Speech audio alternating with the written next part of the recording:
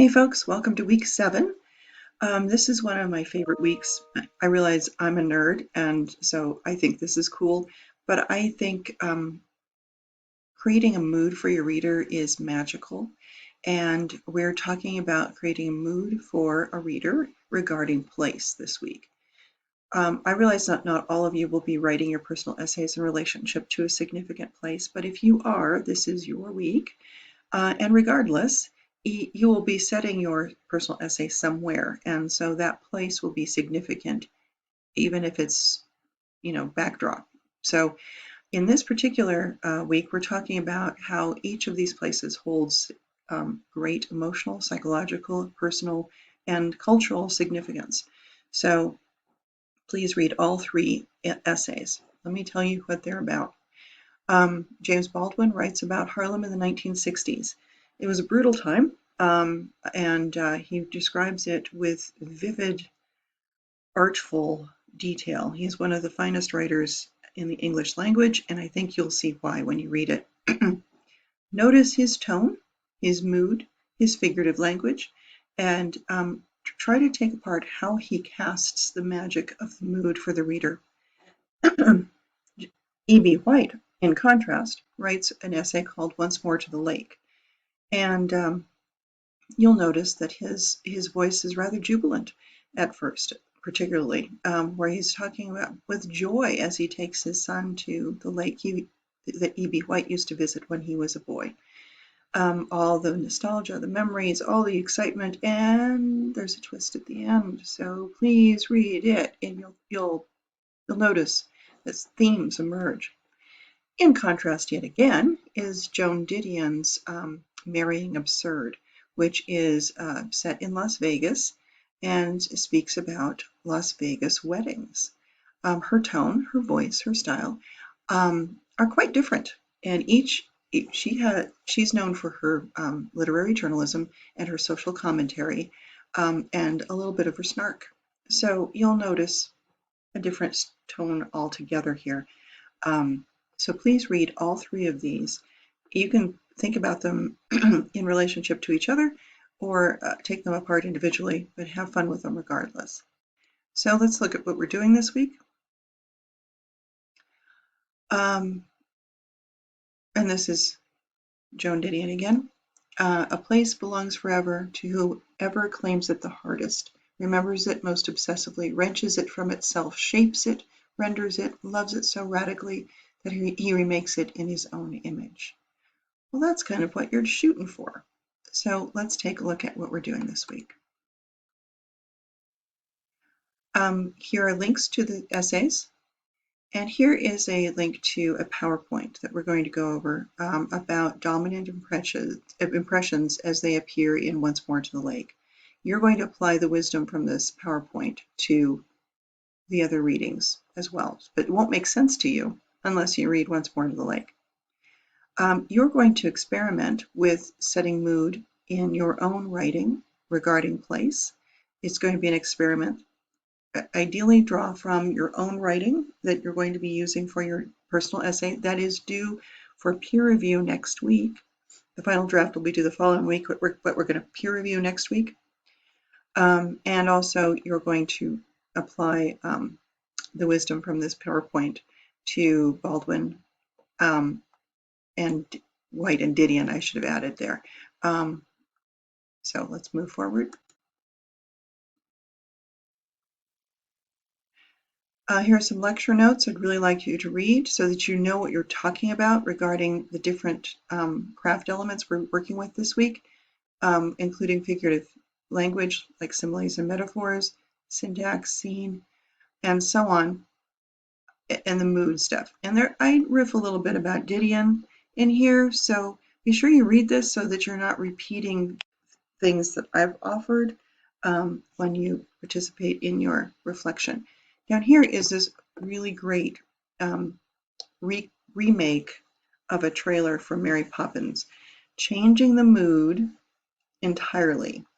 If you haven't watched Mary Poppins as a childhood experience, Mary Poppins is this magical nanny who comes and takes care of some kids who whose parents are a little bit otherwise occupied.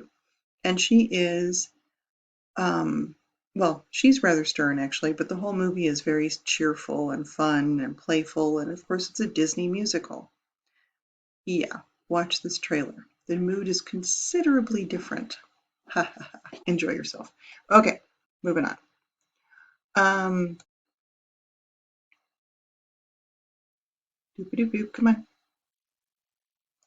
All right, here's the dominant impression deal. Let me open that up for you. We'll go through it a little bit. It's thinking. Here we go.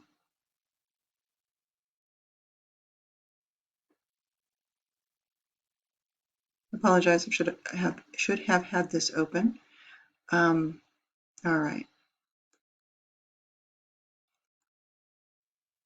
So, in a narrative essay, you create an impression with your word choice. And when we talk about mood, we mean the emotional content of a scene. The way the writer describes an object or characters can help set the mood, like sadness, fear, happiness, or anger. It's not the tone. The tone is your attitude. It is the mood is what the reader experiences. But it grows out of your feelings about this, what you're writing about, and it can be emphasized and worked on, edited. But it's the word choice. It's the consistency of your descriptive words and the details you choose. So you want to say to yourself, why am I writing this story? What is the emotional significance of the story? What did you learn from the event? What do you want your readers to get out of it? And what is, why are we doing this? And that's really something you're going to have to wrestle with. And you might not know until you've drafted the entire essay. But when you read E.B. White's Once More to the Lake, this will make more sense. Ask yourself, what is the overall mood of the piece? What is the emotional response he wants you as a reader to get out of the story? And then go back and take note of the word choice. So many people will tell you that there are several themes in E.B. White's piece. Just to summarize, as I said, he takes his son to the lake where he and his family used to have these summer celebrations and had great times, and he has this wonderful nostalgia for the time there. But he also is aware that he's aging, and what he's seeing in his son, he's projecting his youth into his son, and he's recognizing his own mortality in that process. So there's more to it than just the place. And that's what I'm talking about regarding magic and place. The place itself is a location. It is what you bring to that place, what it means to you that allows the place to be a vehicle for a larger message. So in this case, he has these themes of religious experience, immortality, eternity, because he's repeating these experiences through his son. He's also time warping and seeing himself and his son and going back in time and being a child himself again, and he's kind of going back and forth, right? So there's a lot going on. And so he uses word choices that reinforce his themes. And if you go through it, you'll notice holy spot, infinitely remote, primeval, enchanted, constant and trustworthy lake is always there. Sun shone endlessly, prayer, infinite precious times, there had been no years, deathless joke, and so on, the chill of death.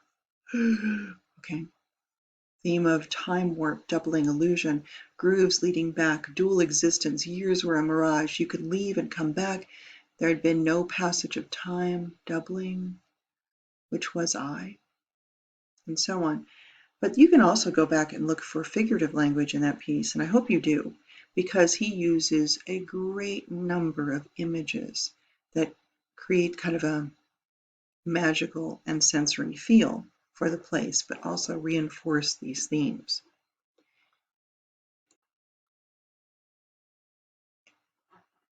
So you can look at the the dominant themes that appear in descriptions. The dragonfly darted out and back.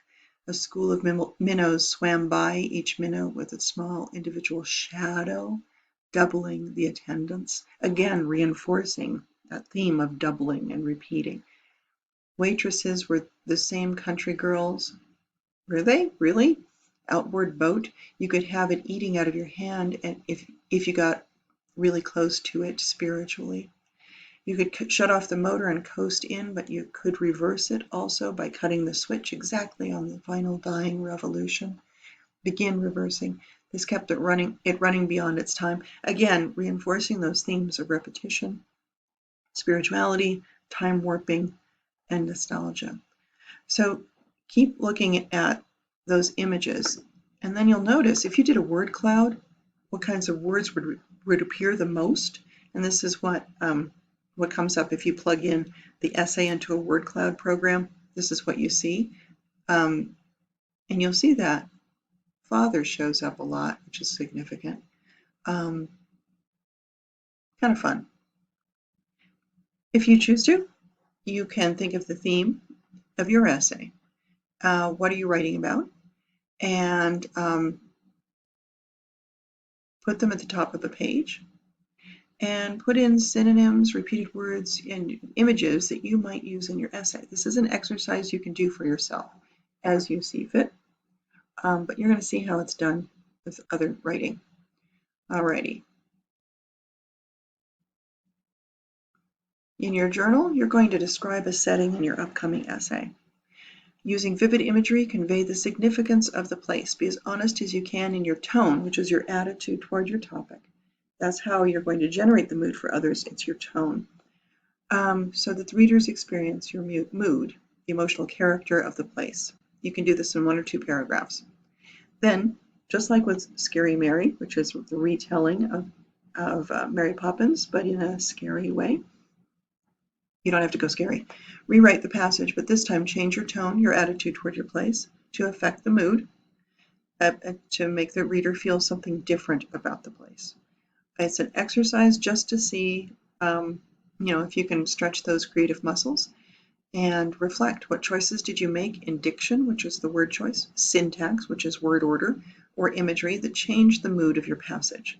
What did you think was effective or not effective? That doesn't mean you have to use the changed tone or mood for your essay, but just stretch your muscles. Try it out and see what happens. And you're going to take a look at the essays again. Again, looking for the dominant impression. You're going to go through that PowerPoint again, look at those dominant impressions, and you can take on either Baldwin's Fifth Avenue Uptown or Didion's Marrying Absurd, because we've already done this with White's essay. Identify the mood and tone. If you take on Didion, say something new, because I tell you a little thought or two about that in the lecture notes. In a sentence or two, identify the themes. And even though these essays were written in the 1960s, in what ways are their themes relevant today? That's one of the magical things about good writing, is that it is evergreen. It has lasting impact. It has meaning beyond its time. And so see if you can identify themes that are relevant to today. Locate keywords and phrases in the essay that convey the essay's theme, using the PowerPoint as your model. And then reflect. What do you notice in the word choices? What's striking to you in the images? In what ways might the exercise affect your own choices for your writing? And so on. That's where you're going to put the most energy. Post your blog by Saturday, and then respond to 2 classmates by Monday, taking note of what they noticed that you did not, and vice versa, and reflect on your classmates' reflections. What did they get out of it? How does that illuminate your thinking? And have a little conversation about that. Again, your draft will be due next week. So keep in mind that all of these exercises that we've been doing week to week are in service of your essay. So we want to see characterized place. We want to see characters. We want to see settings and scenes. We want to see dialogue. We want to see sensory imagery. We want to see a story We want to see how you work with structure. All of those things are going to play into the essay you are writing. So I hope you find these exercises supportive and interesting and helpful. As I say, next week I'm going to be available to you to meet one-on-one to discuss your essay if you so desire. I would love to be of support. If you don't want to talk to me, feel free to talk to folks in the tutoring center. It will be open for appointment physically, in person, for appointment, one-on-one appointments. We're not going to have like open doors, but you can make an appointment to talk physically one-on-one with a person in a room, or you can work remotely with a tutor if you so desire through the ACE Tutoring Center, and you can work with me. So you can have lots of support, and I look forward to reading your writing as always. Take care, guys.